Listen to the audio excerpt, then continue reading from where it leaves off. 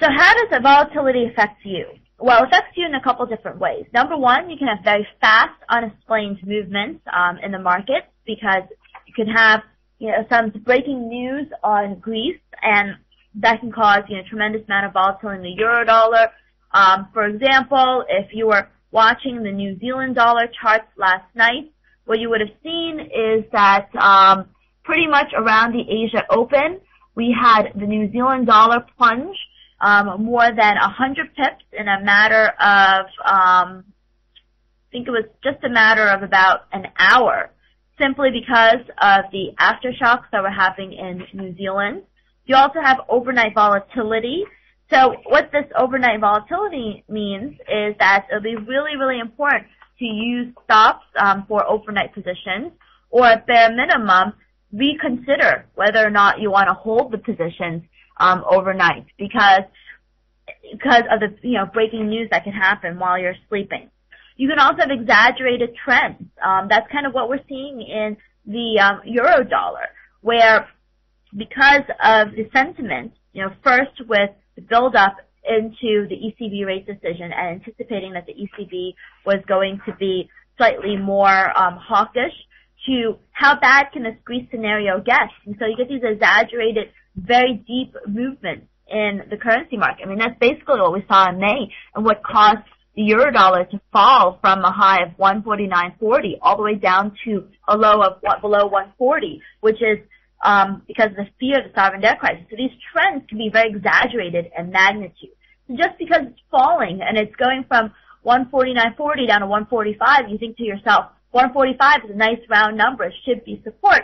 That may not necessarily be the case if you're in a scenario where this is being caused by, extremely negative sentiments, things that are creating negative sentiment, and that can lead to exaggerated trends. And also you can, volatility can lead to positions or, movements that are very correlated. So, for example, there's a good reason why Eurodollar, Euro pound, and Euro Swiss are, seeing such weakness over the past few trading days, because it's all driven by Eurodollar weakness. So that's really what you're looking at, because this Eurodollar weakness is really weighing on the markets and causing all of the euro crosses to fall significantly. So what can you do about it? That's the, $600 million question. What can you do about increased volatility? Well, there's a couple things that you can do about it, and we'll go back and answer questions, after the session, because I only got one screen up for this. But anyhow, what can you do about it? Number one, the first thing you can do is stay with the trend. The first thing you can do is stay with the trend. Now, if you ever followed any of the work that I have, I love to use what I call Bollinger Bands, a double Bollinger Band. So one way to basically get your hands around the volatility is to be able to understand what the market is doing right now, what's the trends in the market, and then position yourself on the side of the trend. So let me give you an example. Let's pull up what the Eurodollar is looking like right now. So I'm going to pull up my chart. I'm going to add my okay, so right now you should see my chart.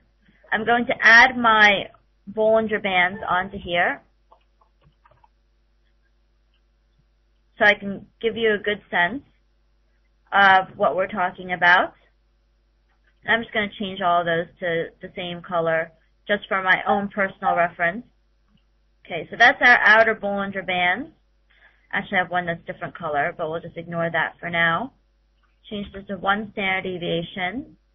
Get rid of the middle line. I'm going to change this to black. Change the lower line to black. Okay, so let's pull up the Eurodollar chart. So this is a chart of the Eurodollar. So I talked about how you want to stay on the side of the trend. So the way I use the Bollinger Bands, just to refresh for those of you that are unfamiliar with it, As a rule of thumb, I like to say that when the currency pair is trading the 1-2 band the upside, I say that it's in the uptrend. When it's trading the 1-2 band downside, I say it's in a downtrend. Now, when it comes out of the Bollinger Bands, frequently what you'll see is like to touch the Bollinger Band the other side. So when I say you want to stay with the trend, is that, if the Eurodollar had previously remained in the 1-2 band the upside, one of the ways to harness the volatility is to understand that the uptrend is still very strong and just to ride the move. Because if you were in this case here, for example, just a couple of weeks ago, that the sell-off was kind of persistent if you want to kind of go in the direction of the trend. Now, when the uptrend reverses, which is what we're seeing right now in the Eurodollar, you also want to go with that trend because there's usually a very good chance that it could extend to at least the first standard deviation Bollinger Band the other side, which in this case is around the 140, 150 level.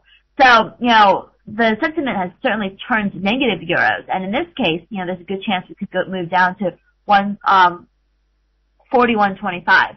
Another example where the trend is slightly more dominant is in the Kiwi Dollar. I'll just pull this up in 1 second. So we've got the Kiwi Dollar chart that I'm loading up right now.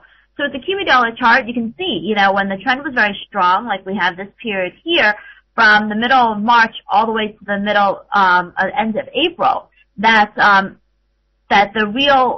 right trade was to stay with the trend.